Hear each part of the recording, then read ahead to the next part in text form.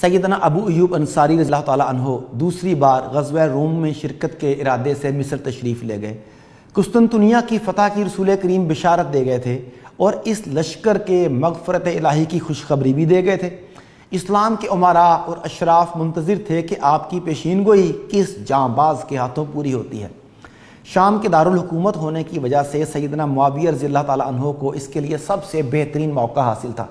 چنانچہ 52 ہجری میں انہوں نے روم پر فوج کشی کی۔ بڑے بڑے اصحاب کی طرح سیدنا ابو ایوب انصاری بھی اس پرجوش فوج کے ایک سپاہی تھے۔ مصر اور شام اور دیگر مملکتوں کے دستے الگ الگ تھے۔ مصری فوج کے گورنر مشہور صحابی سیدنا عقبہ بن عامر جہنی تھے۔ ایک دستہ فضالہ بن عبید کی ماتحتی میں تھا۔ ایک جماعت عبد الرحمن بن خالد بن ولید رضی اللہ تعالیٰ عنہ کی زیر قیادت تھی۔ رومی بڑے سر و سامان سے لڑائی کے لیے تیار ہوئے اور ایک بڑی فوج مسلمانوں کے مقابلے کے لیے بھیجی۔ مسلمانوں نے بھی مقابلے کی تیاریاں کیں۔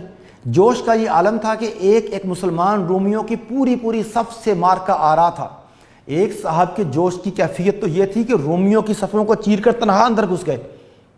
اس تیور کو دیکھ کر عام مسلمانوں نے بیک آواز کہا کہ یہ سورہ بقرہ کی آیت نمبر 195 کی صریح خلاف ورزی ہے، جس میں صاف لکھا ہے کہ خود کو ہلاکت میں مت ڈالو۔ سیدنا ابو ایوب انصاری آگے بڑھے اور فوج کو مخاطب کر کے فرمایا، لوگو تم نے اس آیت شریفہ کے یہ میں نہیں سمجھے؟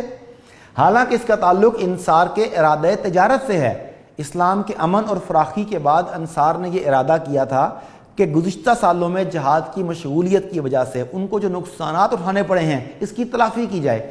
اس پر یہ آیت نازل ہوئی، لہٰذا ہلاکت جہاد میں نہیں بلکہ جہاد کو چھوڑنے اور مال کی طرف راغب ہونے میں۔